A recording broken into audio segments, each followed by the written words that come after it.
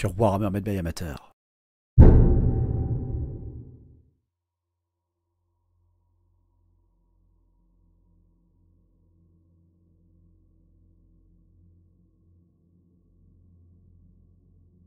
Au-delà du monde de Warhammer, proche et pourtant si éloigné de cette planète, menace un danger absolu.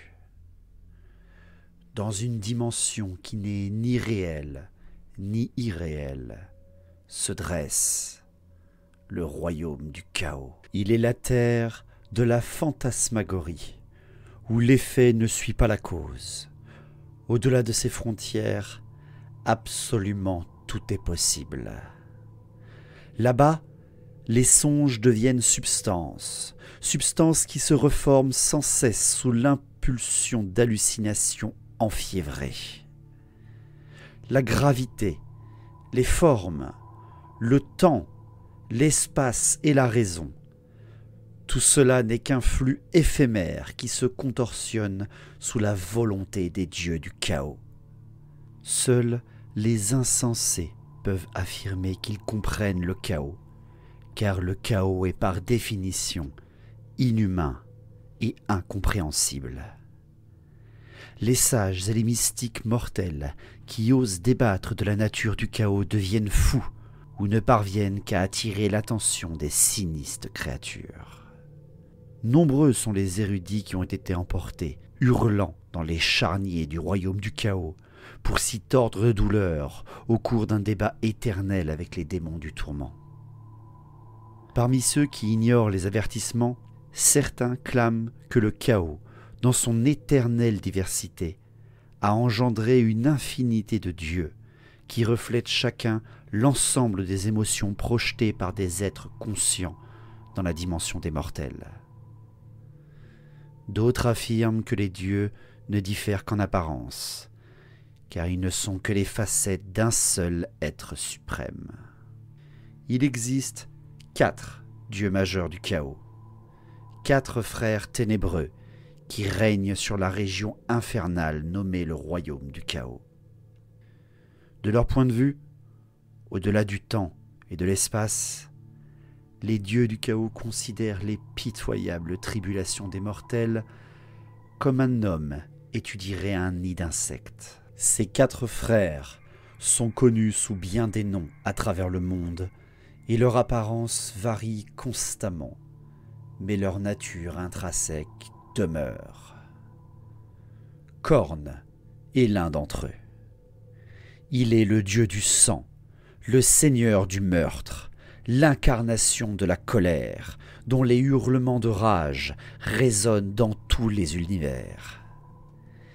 Il est assis sur son trône d'airain, au sommet d'une montagne de crâne grandissante qui jaillit d'une mer de sang et d'os brisés.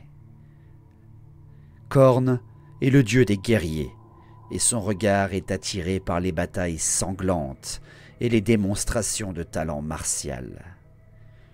Il se moque bien de qui coule le sang. Ces terres ne sont guère plus que des désolations ravagées et imbibées de sang. Ça et là, des canyons déchiquetés brisent la monotonie du paysage et des cratères étampent un sol autrement uniforme. Ce sont les traces d'affrontements titanesques lors desquels les serviteurs du dieu du sang s'entretuèrent et affrontèrent ceux d'une autre divinité qui ont laissé ces cicatrices. Parfois, Khorne transporte un de ses champions mortels dans le royaume du chaos et l'oblige à affronter ses démons. Bien peu de ces duels se terminent par la victoire du mortel, mais lorsque cela survient, le champion emprunte alors le long chemin qui fera de lui un prince démon, qu'il le veuille ou non. L'essence même du domaine de Khorne est liée à son humeur, qui varie de la colère homérique à la fureur abyssale. Le sol tremble et des lacs de sang bouillonnent tandis que les beuglements tonitruants du dieu se perdent dans le néant. Partout les démons bataillent, non pas pour l'honneur ou quelconque richesse, ni même pour la victoire. Ils sont possédés par la guerre et tentent de s'attirer les faveurs de leur dieu belliqueux. Le rival de Khorne s'appelle Tzeentch. Il est l'architecte du changement, le dieu de la magie et le tisseur du temps. On l'appelle aussi le grand conspirateur qui guide la destinée de l'univers. Tzeentch entraîne les mortels sur des pistes qui accroîtront sa propre puissance sans qu'ils comprennent leur rôle dans ses plans. Tzeentch est le dieu tutélaire de nombreux sorciers, car il favorise ceux qui recourent à l'intelligence pour manipuler le monde, et il prend grand plaisir à voir éclore les conspirations des mortels. Son territoire à l'intérieur du royaume du chaos s'appelle le labyrinthe de cristal, et il est presque aussi grand que le domaine de Khorne. Il est situé sur un immense plateau de roches iridescentes, dont l'éclat contraste de façon flagrante avec les steppes stériles du dieu du sang. Même s'il n'est pas aussi étendu, le labyrinthe n'en domine pas moins le royaume du chaos. Des myriades de sentiers scintillants partent du cœur de ce dédale et se perdent aux filaments fractals qui se répandent dans les domaines des autres dieux. Il maintient la cohésion du royaume du chaos, si cohésion il existe. Aucun démon ne garde le labyrinthe de cristal, mais s'aventurer dans ces cavernes et ces chasmes reste une affaire périlleuse. Seuls ceux qui possèdent une volonté d'acier peuvent se permettre de parcourir ces couloirs, car les reflets des murs du labyrinthe de cristal renvoient les espoirs, les songes et les peurs de ceux qui les contemplent. Aucun chemin sûr n'existe à travers ce réseau tortueux, car les obstacles et les pièges sortis de l'inconscient de Tzeentch changent sans cesse de forme et de place. Ceux qui ne seront pas pris au piège finiront par découvrir la forteresse impossible et tous les secrets que cache Tzeentch. Aux côtés de ses deux frères se trouve Nurgle, le seigneur de la déchéance. Il régit la corruption physique et la morbidité.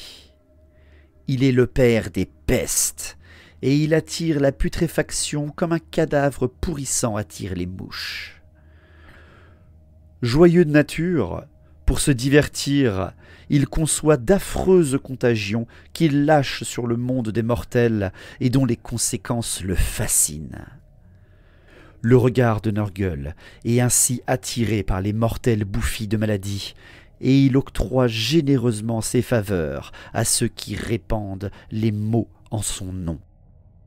Le domaine de Nurgle s'appelle le Jardin Putride, et bien qu'il semble plus petit que le domaine de Khorne ou de Tzeentch, il ne faut surtout pas placer Nurgle à un rang inférieur à ses deux frères. Son pouvoir est simplement moins stable. Lorsqu'il libère ces horribles épidémies sur le monde mortel, sa puissance est décuplée. Elle s'étend au même rythme que la peste qu'il répand, jusqu'à atteindre des proportions colossales qui éclipsent pour un temps la puissance réunie de tous les autres dieux, jusqu'à ce que le cycle prenne fin. Que ce soit en période d'épidémie ou lorsque la guerre dans les royaumes du chaos fait rage, le jardin de Nurgle est d'une taille qui dépasse tout de même l'entendement. Il compte des plantes et des arbres récoltés sur 1 millier de planètes à travers des centaines de plans d'existence. Chaque variété s'épanouit dans son environnement naturel, même si toutes ne sont pas instantanément reconnaissables, car comme tous les jardiniers, Nurgle ne résiste pas à l'envie de tester boutures et greffes sur ses espèces préférées. Presque toutes les plantes de grand-père Nurgle sont un hybride d'un végétal, d'un champignon ou d'un démon. Ainsi, le jardin semble animé d'une intelligence propre. Sans être réellement doué de conscience, les instincts carnivores de sa flore la poussent à attaquer les intrus, tandis que des vignes couvertes de moisissures libèrent des nuages de spores pestilentiels sur ceux qui s'approchent trop près. Le dernier de cette fratrie est Slaanesh, le prince du chaos, l'être hermaphrodite le plus jeune des 4 dieux majeurs. Ni mâle, ni femelle, Slaanesh peut asservir un mortel par le simple pouvoir de sa séduction. Il est le seigneur des excès et le maître des passions luxurieuses et de l'abandon sensuel, mais aussi des tourments cruels et de la douleur sans rémission. Il est le protecteur des monomaniaques et il accorde son attention à ceux qui infligent la douleur pour satisfaire leurs caprices.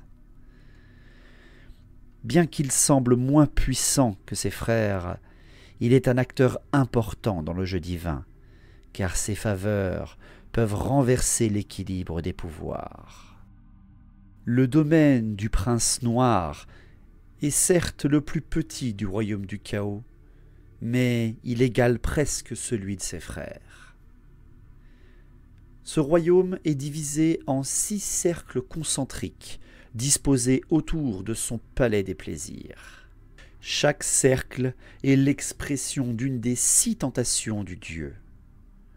L'avarice, la gourmandise, la luxure, l'ambition, l'orgueil et la paresse. Ces cercles sont non seulement une célébration des besoins et des désirs de Slaanesh, mais également ses meilleures défenses. Presque personne, mortel ou démon, n'a pu atteindre l'intérieur.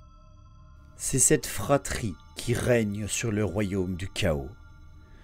Mais il n'est pas impossible que plusieurs autres dieux mineurs se terrent ou se cachent sous la coupe des 4 dieux majeurs du chaos. Les dieux sombres ont chacun leur sphère d'influence, leur séide et leur territoire. Mais le royaume du chaos n'est pas seulement la demeure des dieux. C'est aussi leur champ de bataille, une arène où livrer leur bataille hégémonique. Ils forment une fratrie qui se querelle sans cesse, chacun tentant de prendre l'ascendant sur l'autre, car en dépit des différences qui les opposent, les dieux du chaos ont un but commun, la domination de toutes choses, et un tel pouvoir absolu ne saurait s'encombrer de rivaux. De vastes armées démoniaques s'affrontent sur des plaines de cristal et des mers de sang bouillonnant, dans des forêts vénéneuses et des marais jonchés d'ossements. C'est une guerre sans fin, qui voit chaque dieu du chaos gagner du terrain, puis perdre ses conquêtes et la puissance qui va avec. Dans le royaume du chaos, la magie est à l'origine de tout. C'est pourquoi la taille d'un royaume n'est pas simplement un symbole de pouvoir, elle est le pouvoir. Et c'est ce pouvoir qui menace le monde mortel. C'est cette énergie primaire qui, à travers les failles dans la réalité au pôle de la planète, souffle sur le monde et amène la magie et les dangers qui l'accompagnent. C'est cette énergie primordiale, débridée, qui a été libérée lors du grand cataclysme. Seul le grand vortex et la toile géomantique protègent le monde du chaos. Et si ces défenses viendraient à tomber, le royaume du chaos engloutirait la planète et tout ne serait que ténèbres. Espérons que cela n'arrive jamais.